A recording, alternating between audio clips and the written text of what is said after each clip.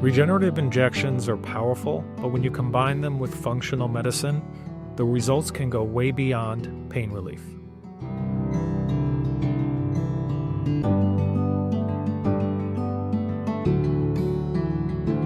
When we think about functional medicine, think about it from a wellness and lifestyle perspective.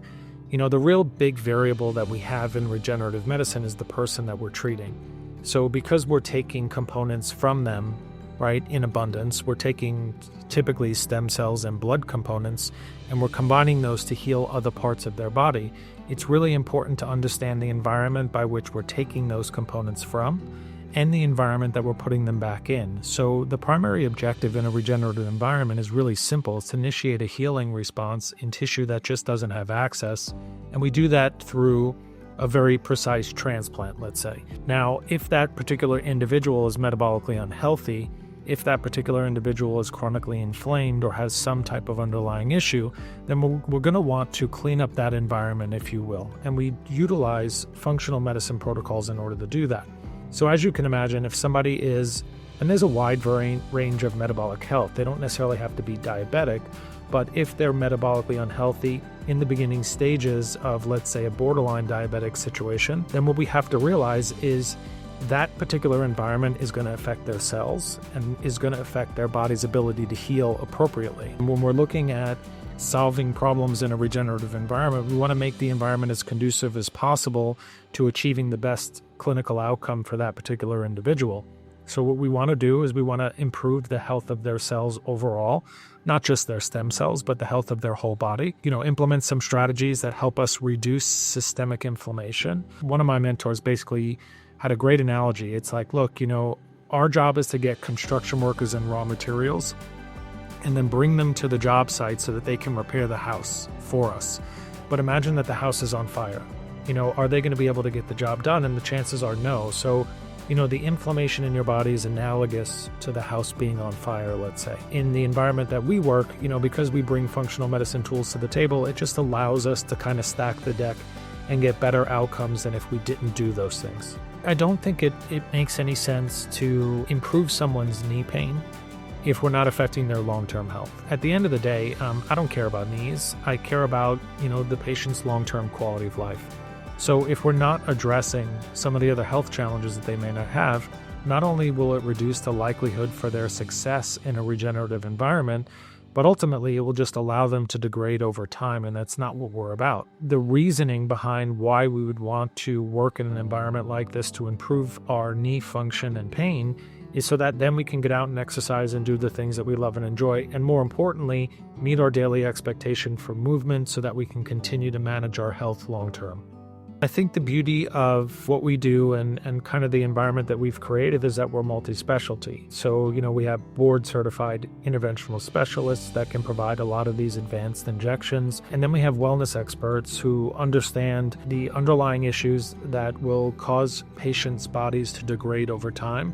And more importantly, how to solve for those, whether that's a nutritional protocol or a specialized program to accelerate healing or to improve the health of their body before we ever do a procedure like this. But yeah, we collaborate really often with each other, and we have multiple different opinions for multiple different, aspects of how the patient should be treated. But ultimately, it's designed with one purpose in mind. It's long-term relief of pain, restoration of function, and overall health and well-being, which is always the goal.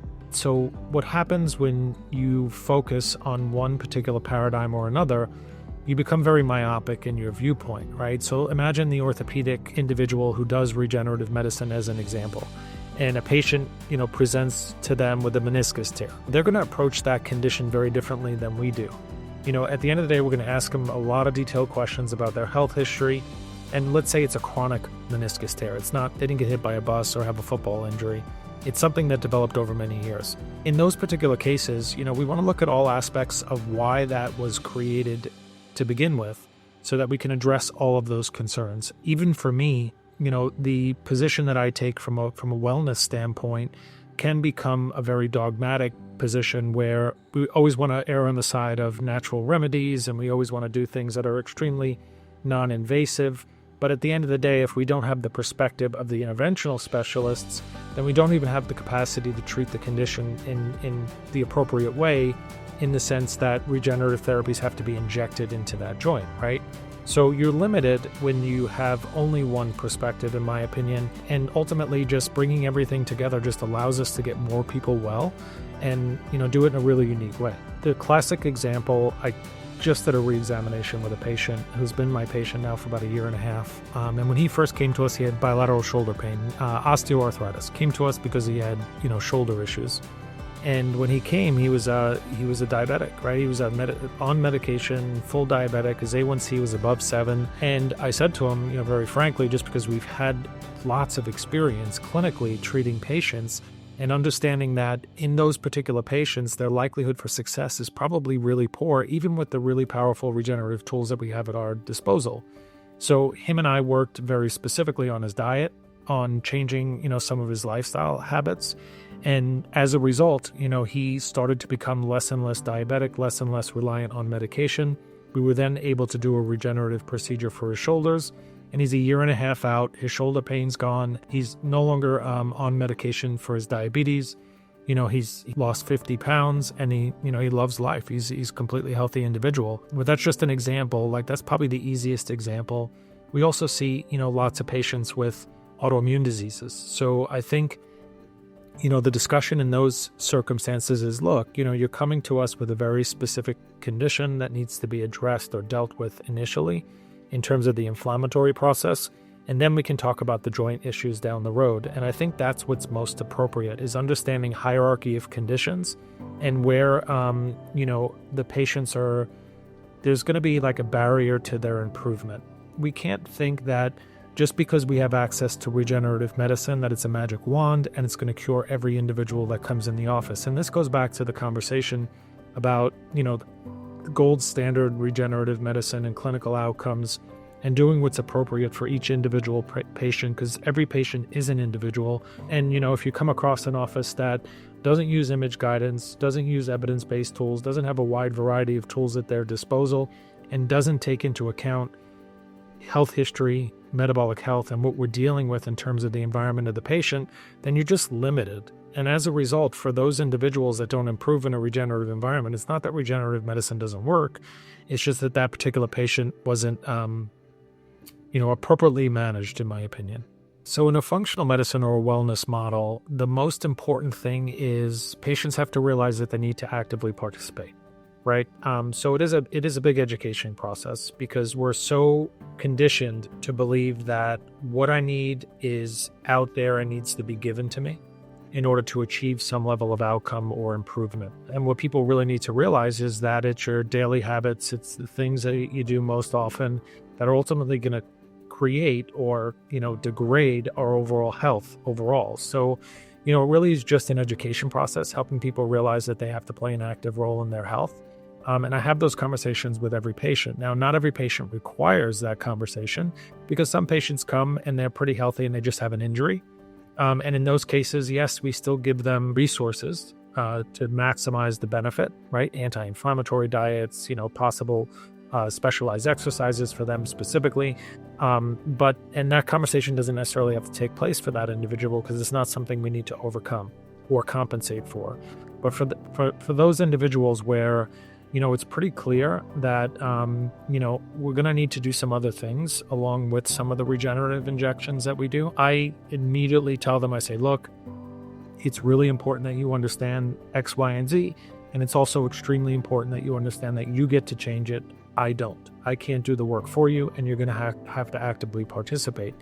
And then I try to, do the best I can to help them understand that they're extremely powerful. I've never had a patient in a functional medicine environment fail that was truly committed, right? Because so long as they're committed and they work hard and they're disciplined, you can radically change your health in a very short period of time.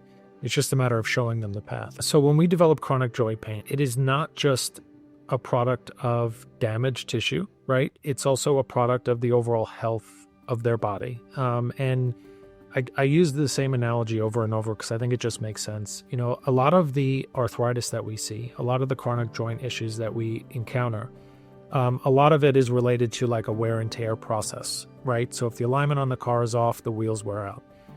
If we drive the car really fast, the wheels are going to wear out even faster. So consider that your metabolic health, the level of inflammation in your body, plays a role in the speed of the vehicle. That's the key, right? So if we're chronically inflamed, first of all, we're hypersensitive. We experience pain at a higher level. And more importantly, our body will break down at a faster pace. But also there's other factors involved in terms of our ability to heal. Imagine a chronically inflamed individual, and that's the problem like with diabetes or significant metabolic problems, is that they lose the ability to heal over time, right? And it's for the same reasons that we can develop some of these chronic issues in our joints. So it has to be addressed. If you're exploring this approach or want to learn more about how functional medicine fits in, leave your comments below.